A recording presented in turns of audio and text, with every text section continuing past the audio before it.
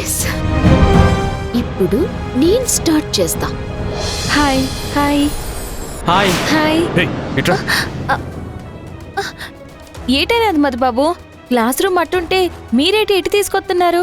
నువ్వేం చేస్తున్నావో నీకేనా అర్థం అవుతుందా? దేని గురించి అంటున్నారు మధుబాబు? ఏం జరుగుతుంది? ఏటి జరుగుతుంది మధుబాబు? అదే నేను అడుగుతున్నా. మీరు దేని గురించి అడుగుతున్నారో నాకైతే అర్థం కావడం లేదు. ఇలా ఎవడు పడితే వాడి బైక్లో కాలేజీకి రావడానికి నీకు సిగ్గుగా అనిపించలేదా? నాను విక్రమ్ గారితో బైక్లో రావడం చూసి మధుబాబు జీర్ణించుకోలేకపోతున్నారు. పాపం, మధుబాబుని ఇంకా ఉడికించాలి. నిన్నే అడుగుతున్నాను, ఆ సీనియర్తో బైక్లో రావడం ఏంటి? ఇంకేం చేయమంటారు మధుబాబు? మీకు నన్ను కాలేజీకి తీసుకురావాలంటే నా మోషి. ఆడపిల్లని, అందులోనూ మీ పెళ్ళాన్ని ఆ కనికరం కూడా లేకుండా నడు రోడ్డు మీద వదిలేసి వచ్చినారు. అలా అని మన సీనియర్ బైక్లో వస్తావా?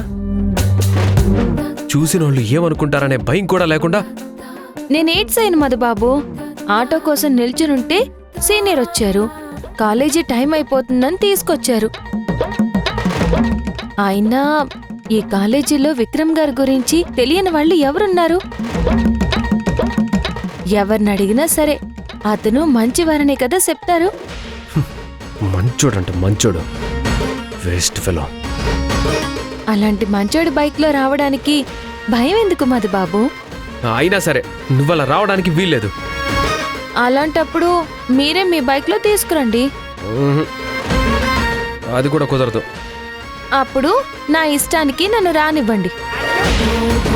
ఎవడో ముక్కు మొహం తెలియని వాడితో రావడం కంటే మనందరికీ తెలిసిన సీనియర్తో రావడం నాకైతే తప్పు అనిపించట్లేదు. నాను ఎవరితో వస్తున్నాననే దానికంటే టైంకి సరిగ్గా కాలేజీకి వస్తున్నానా లేదా అని మాత్రం ఆలోచిస్తాను మధుబాబు. క్లాస్కి టైం అవుతుంది, నేను వెళ్తాను.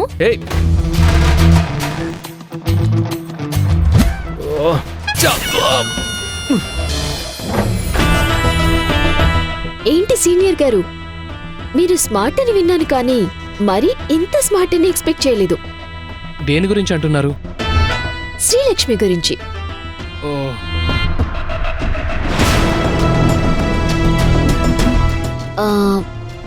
ఎస్టర్డే శ్రీలక్ష్మి గురించి ఆరా తీశారు.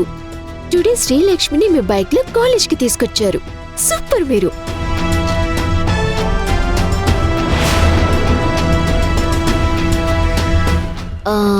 మీకు ఇంకొక విషయం తెలుసా సీనియర్? మీ జంటని చూస్తుంటే చాలా చూడుముచ్చటిగా ఉన్నారు. మేడ్ ఫర్ ఈచ్ అదర్ లా ఉన్నారు. అయ్యో, అలాంటిదేమీ లేదు. జస్ట్ తన ఆటో కోసం వెయిట్ చేస్తూ ఉంటే ఎలాగూ కాలేజ్కి వస్తున్నాను కదా అని లేట్ అవుతుందని లిఫ్ట్ ఇచ్చాను, అంతే. మీరు లిఫ్ట్ ఇస్తున్నారని అనుకోవచ్చు, కానీ ఒక అమ్మాయి అలా ఎవడి పడితే వాడి బైక్ ఎక్కడానికి ఇష్టపడుతూ విక్రమ్ గారు. మీరు అడగగానే మీ బైక్ ఎక్కింది అంటే ఖచ్చితంగా తనకి మీరంటే ఎంతో కొంత ఇష్టం ఉండే ఉంటుంది. ఏమంటున్నారు? నేను ఒక అమ్మాయిని కదా విక్రమ్ గారు. అమ్మాయిల మైండ్ సెట్ ఎలా ఉంటుందో నాకు బాగా తెలుసు. నాకున్న నాలెడ్జ్ ప్రకారం ఆ అమ్మాయి మీకు పడిపోయింది.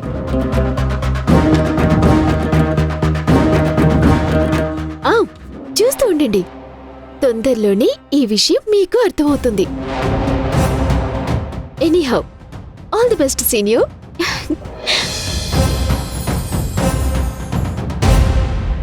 నాకు వేరే వాళ్ళ బైక్లో వెళ్ళడం లాంటివి అలవాటు లేదు, ఇష్టం లేదు కూడా.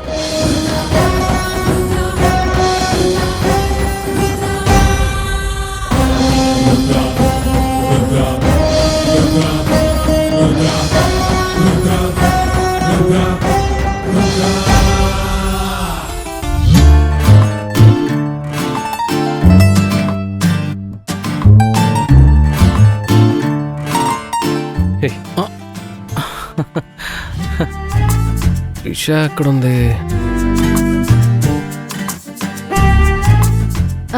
రవి, ఈ క్వశ్చన్ కి ఆన్సర్ ఏంటో నీకు తెలుసా? తెలీదు. సీత, దీనికి ఆన్సర్ తెలుసా? తెలీదు.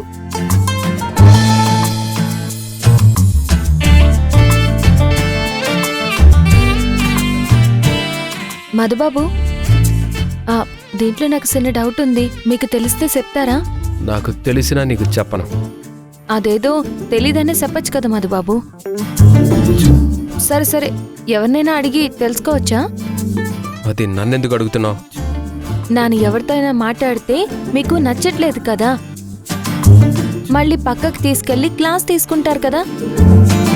నువ్వెవరితో మాట్లాడినా నాకే ప్రాబ్లం లేదు, వెళ్ళు. సరే అయితే. విక్రమ్ గారు, విక్రమ్ గారు, ఏయ్! విక్రమ్ గారు,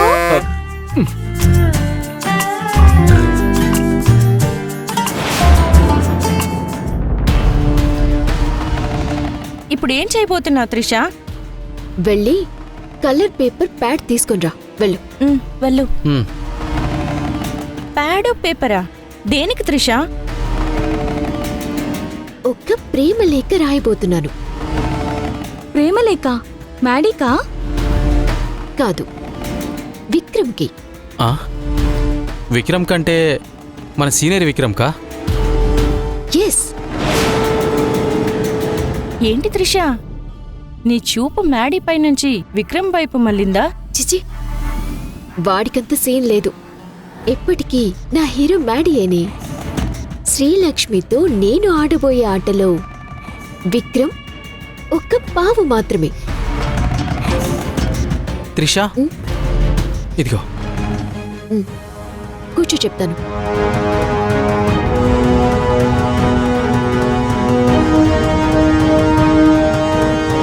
ప్రియా అతి ప్రియమైన విక్రమ్ గారికి, మిమ్మల్ని ప్రేమించే నేను ప్రేమతో రాయటం ఏమనగా,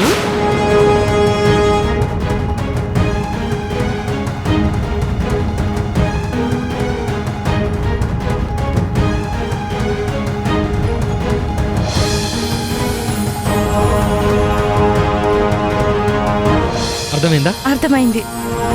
థ్యాంక్స్. యా. ఏయ్! ఏయ్! ఎర్రబసు! ఏయ్! ఛా! విక్రమ్ గారు, చెప్పండి శ్రీలక్ష్మి గారు. అదిగో గారు అండి అని అనద్దన్నానా?